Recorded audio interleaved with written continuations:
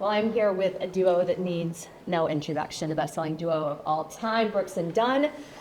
So many number ones, so many hits. I did my research on the way up here. I live in Texas. I put you on Spotify.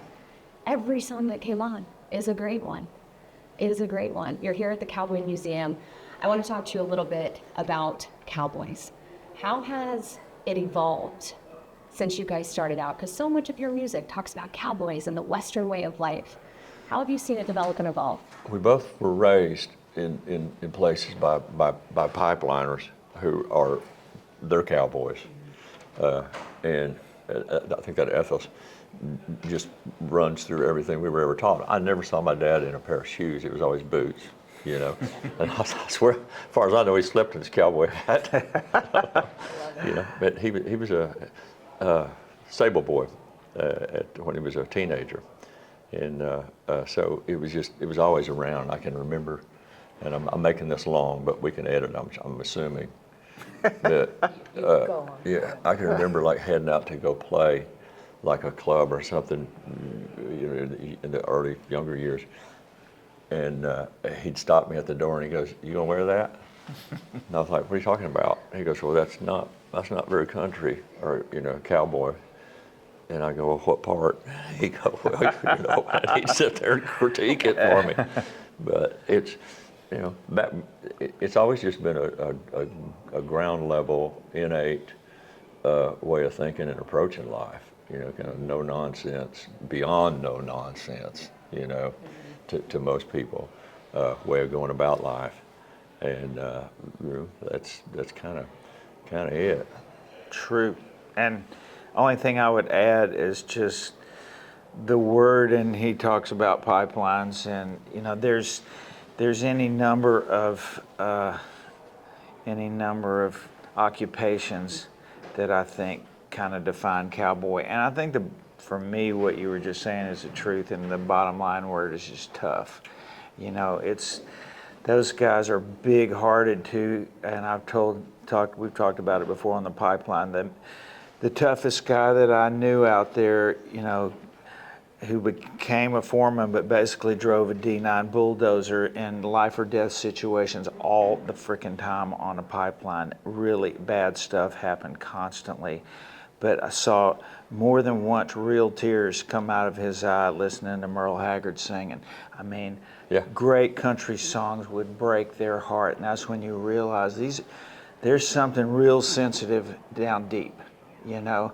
But on the surface, don't screw with them. Tough you as know? nails. Yeah. You cut your finger off, pick it up, put it in your pocket, we'll take you to the doctor's afternoon. Seriously, Yeah, and that's the same thing with the roper. You know, I didn't really need it anyway. You know, I just got caught in the alley. Yeah, you know, now this is out of the way, it's just getting in the way. You know, I don't. Yeah, that hurt. That doesn't come in. That's not in the vernacular, is it?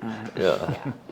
Lifetime achievement. You're being recognized here at the Cowboy Museum. And how do you really want Brooks and Dunn to be recognized in the landscape of the Western narrative? Because this award honors pioneers, and you two truly are pioneers.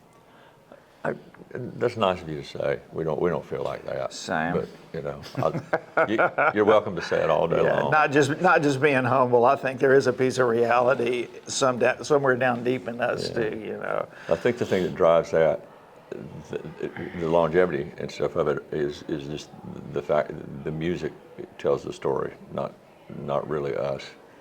And that's what we, whether consciously or unconsciously, try to express when we're doing what we do.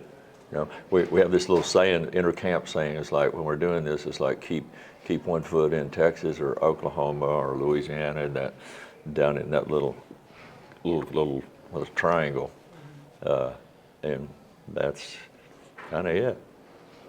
Yeah, regardless of Keep a boot, not a foot. Mm-hmm. Regardless of how loud we play our guitars or what nonsense we come up with, I think it does get down to try and find some fun, because you know what goes on in a bar. Both of us have been in plenty of them. You know, we didn't have a way to win a record deal, I guess.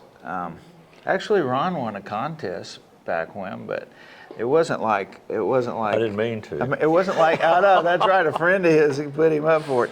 But we didn't, American Idol and all that stuff wasn't a thing. We both paid our dues in a bunch of bars and a lot of nights dealing with a lot of nonsense, you know. So, and I think we both write some fun and games, but at the same time, when we really sharpen our pencil, I think the good songs that we've written separately and with each other, the ones we're most proud of are the ones that do have some heart and some cowboy logic to them. Absolutely. Okay, I want to have a little fun. You mentioned bars, so you just you segued me into this. I want to know the wildest thing you've ever seen from stage. From stage? Yeah. Have you ever seen anything out in the crowd that you just thought, oh my God? Line dancing. That's the wildest thing you've ever seen. That's not the wildest, but it's one of them. I can remember when they started doing it, all of us standing back going, what is that? I mean, you don't see, now and then you'd see a bar fight, but that was usually kind of in the back away from the stage. If we got on the stage, we just, the rule of thumb is to keep playing.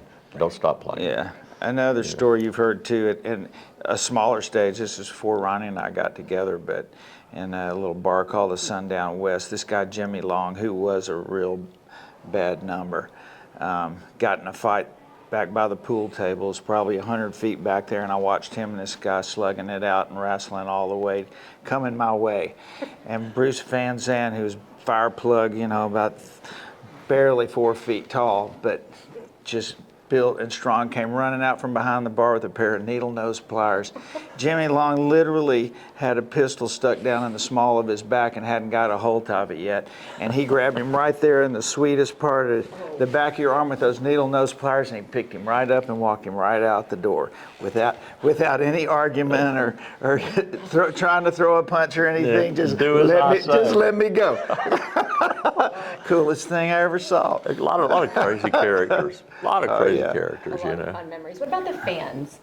Is there any fan encounter that really stands out? That's an ongoing saga. I know, Lord, 30 years of people holding up signs. My 200th show, my 250th show. Yep. I saw 300 when we were playing in Vegas one night. There's this one lady that keeps coming, not to interrupt, Yeah, hold that go. thought, that has this license tag that she holds up, and she may be the one you're getting at, 300 shows, and it says Kicks for me. And it's a total groove buster for me. It's really ruins Go do something with your life. I know him. You don't want to follow him around for 300 shows. No, She's that's beautiful. That's Intellect. sweet I think stuff. she went to MIT, and Okay, final question. Let's go back to the music, to your legacy. How do you want future generations, especially young and up-and-coming artists, how do you want them to remember Brooks and Dunn and what you left on the American songbook? There's such a debate, an ongoing historical debate about what is country music, what's not, and how it's evolving, and it's cultural, it's generational. But like you said, I think the thing that we would want to pass along would be just that an awareness of what came before you, and if you are going to change it or push it or whatever, is to be respectful. It's just good manners. it is. I think respect is really, that's a real blurred line when you get into the next generation too, though, because a lot of that stuff evolves and playing in clubs and playing parties for frat houses. If you got a band, I just remember in college, and it's like when you're in your teens, early 20s, and you're really being influenced by every genre of music, you might really be moved by country. You might hear Merle Haggard and go, that's really cool, but it's still, if you're in school, you turn around, you hear some hip hop something, you go, wow, that's badass. When you're young, you get excited and influeed by all kinds of music, and I don't think as you get older, I think you start to be more judgmental. But for young people that are really talented writers, a lot of them we see in Nashville, that wave comes in and they can write, and it may not be what we had, but it might be influenced by some rhythm that it's like, we would never put that in a song, that going on. It's like, that was something weird, just like it was for Waylon when he started all that halftime stuff that we're like, that's cool. Okay. Or back when they put drums on the Opry. Yeah, right? No kidding. You can go back as far as you want. Buck Owens, we were laughing about, and Paisley, it wasn't a jab to him. He was just saying, it's time we hear a little more Telecaster on country radio. And Buck jumped up on our bus one night in Bakersfield, and we were laughing about it. He said, I told Paisley they booed me off the stage of the Grand Ole Opry for playing the Telecaster, so all that stuff evolves. And I know what Ronnie's talking about respect. At some point, it's like, okay, that's uncool. And you should just have some kind of meter, I think, inside of you and a lot of that just depends on how you're raised and what you listen to. Yeah. Growing up. I love it. Guys, one word answer. We asked the crowd yesterday this. If you had to choose Neon Moon, Scootin Boogie, which one are you going with?